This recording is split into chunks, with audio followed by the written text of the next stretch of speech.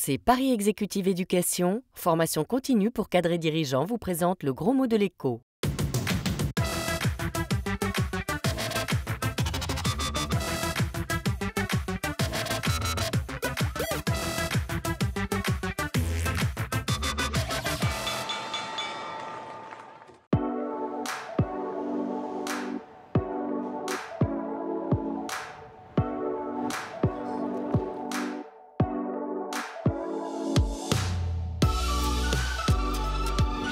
Bonjour et bienvenue dans le gros mot de l'écho. Vous reconnaissez peut-être à côté de moi l'ancienne bourse de Paris, un lieu dédié aujourd'hui à l'organisation d'événements. Cette semaine, je vous propose de découvrir la petite musique de la planète finance. Et comme toutes les musiques, elle est faite de notes. À chacun la sienne, celle d'un État, d'une entreprise, d'une banque. Bref, le gros mot de la semaine, c'est la notation.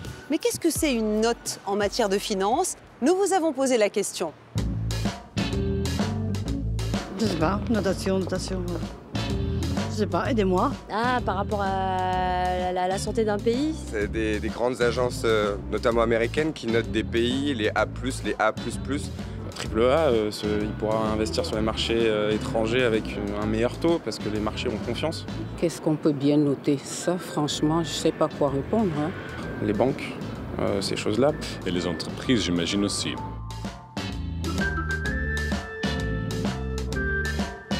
Ça, c'était la partie improvisation. Mais pour être sûr de ne pas faire de couac, le mieux, c'est d'avoir un chef d'orchestre. Cette semaine, il s'appelle Thierry Foucault, il est prof, spécialiste de finance et en plus, il nous offre un café.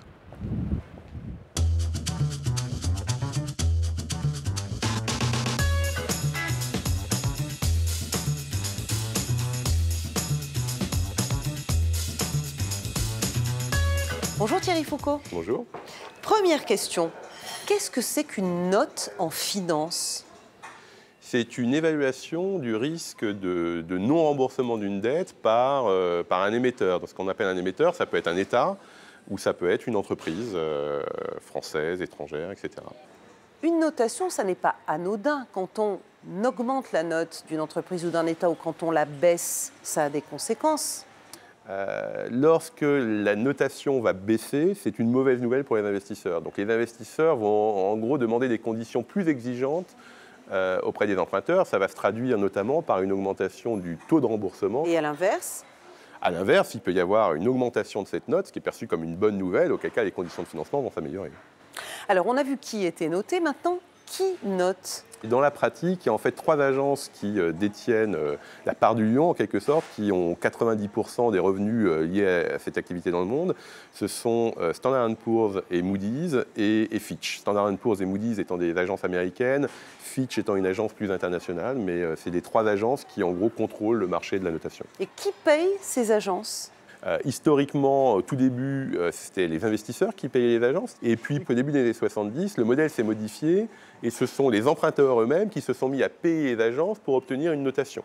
Alors, ça pose potentiellement un problème qui est très discuté justement par les régulateurs, qui est un problème de conflit d'intérêts. C'est-à-dire qu'à partir du moment où les clients des agences de notation sont également ceux qui reçoivent une note, il y a évidemment une tentation pour l'agence de notation de donner une note favorable aux clients. C'est un peu comme si un élève payait son prof? C'est un peu comme si un élève payait son prof, effectivement. Les agences de notation sont exactement dans cette situation.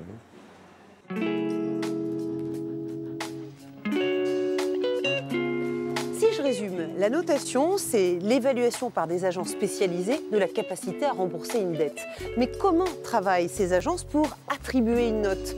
Il ne sera malheureusement pas possible d'assister à leurs échanges avec leurs clients, mais Myriam Durand, la directrice France de Moody's, a accepté de lever un coin de voile sur ce métier si mal connu.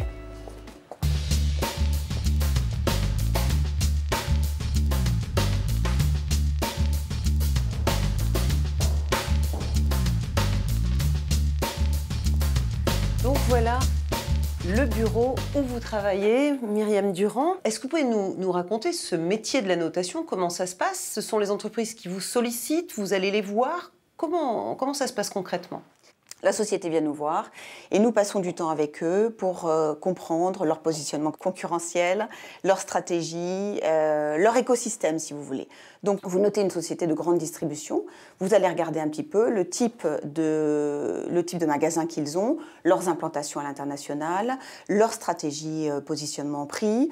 Donc beaucoup de temps si vous voulez pour vraiment s'immerger dans la compréhension de la société, de ce qu'elle fait, de comment elle le fait et surtout de comment elle le fera dans le futur, pour bien comprendre son aptitude à rembourser la dette dans le futur. Très bien. Donc ça donne lieu à une note. C'est une note sur quoi? C'est 1 sur 10, 10 sur 10, 1 sur 100? Comment c'est fait cette échelle de notes? C'est une note sur 21 crans. Si vous regardez l'échelle de notation, en fait, de AAA à C, en dessous de C, c'est le défaut. C'est donc une société qui est en faillite.